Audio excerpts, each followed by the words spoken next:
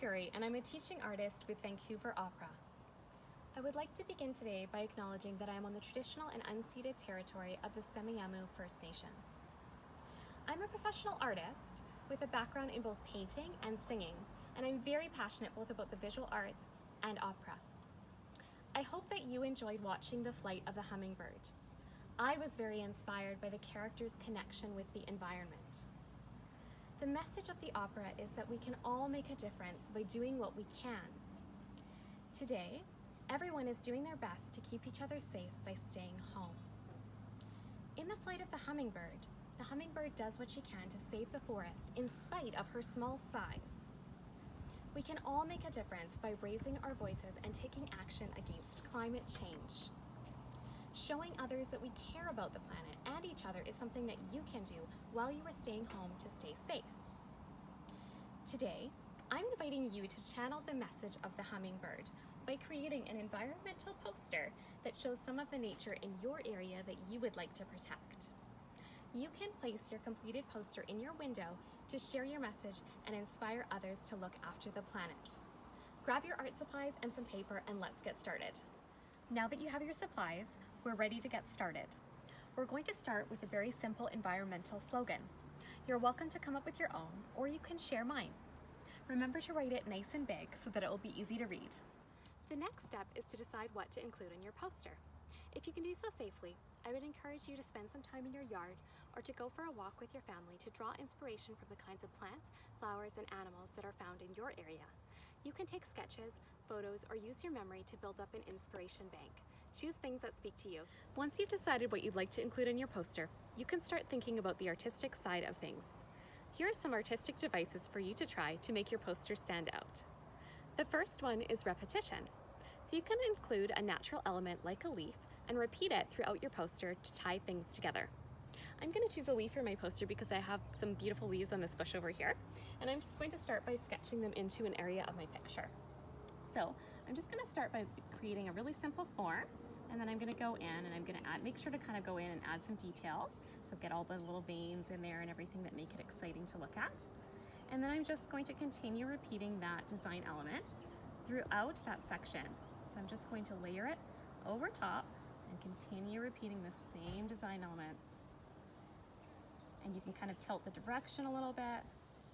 And basically what I'm doing is I'm basically creating a pattern in that section of my picture that's going to make it stand out and be really exciting to look at.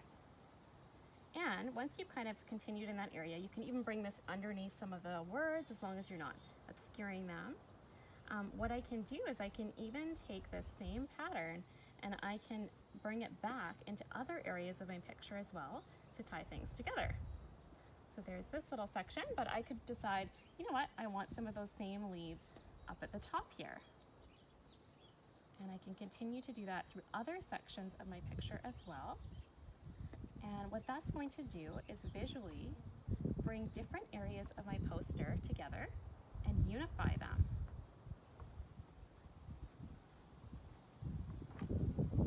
So you can try that device in your picture and bring your poster together. The second element is to zoom in. So get up close, crop elements, and draw big to make eye-catching designs. So I'm going to start by drawing a flower, but instead of drawing the whole flower, I'm just going to draw a section of it. So I'm going to start by making a semicircle into just a little base part of my picture here.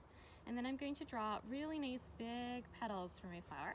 But again, I'm not drawing the whole flower, I'm just drawing a section of it. So I'm just going to take my time, really making this nice and bold as I'm filling up this section of my picture.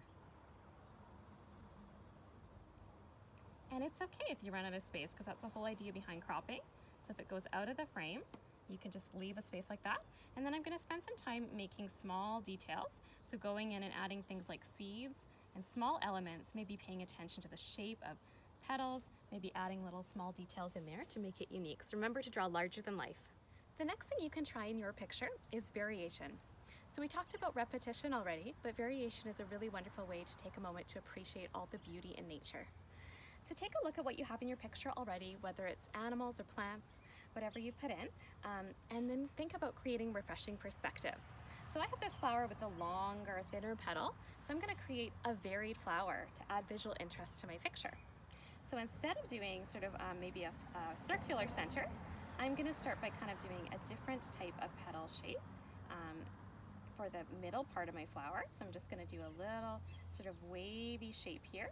And I'm almost creating a little bit of a flower inside a flower for this one, because then I'm going to go out and create really nice big, almost heart-shaped wavy petals for the outside. And again, that just adds a little bit of visual interest to your picture. It makes it kind of exciting to look at, a little bit different from the other types of flowers that you might be drawing. So think about different outlines, different textures, and different little details that you can add to make your picture more interesting to look at. After you're done sketching out your poster and filling up the space with all your elements, if you want to make your poster really pop, you can trace it with a marker to make the design stand out more. Now it's time to add some color.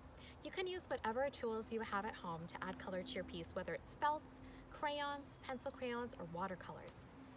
And feel free to go the bolder the better with this. Really colorful will have a lot of impact in terms of your poster.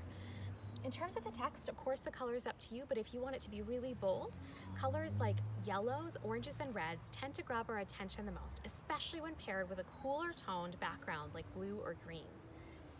For those of you that may want a little bit of a challenge in terms of the color, I'm going to talk a little bit about shading through light and dark colors, because that'll give your poster even more impact.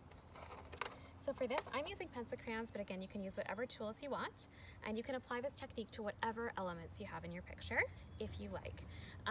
So I'm using a dark green, a medium green, and a yellow actually for this, and I'm just going to demo how to shade this leaf. So where the leaf overlaps, I'm actually just going to add the darker green first, and I'm just going to follow the shape of that other leaf to create a shadow. And I like to press a little bit harder the closer I get, so the darker it gets. And then lighter and lighter and lighter as it goes away until it kind of fades out a little bit, like that. And then I'm going to take my lighter green and I'm going to overlap that. And again, I'm just going to take that out again, sort of pressing harder at first, and then lighter and lighter and lighter as it goes out. Okay. And then I'm going to use the yellow to kind of continue that to the edge of my picture. And that will kind of create, as I do that throughout the leaves, will create the illusion that they're sitting on top of each other. Here's my completed poster. Remember to do yours in your own unique artistic style and add personalized details that speak to you. Above all, remember to have fun. I hope you enjoy creating your posters. I also wanted to take a moment to acknowledge the artist and author whose book inspired the opera, Michael Yaglanis. I would encourage you to check out his amazing Haida manga illustrations in his book, Flight of the Hummingbird.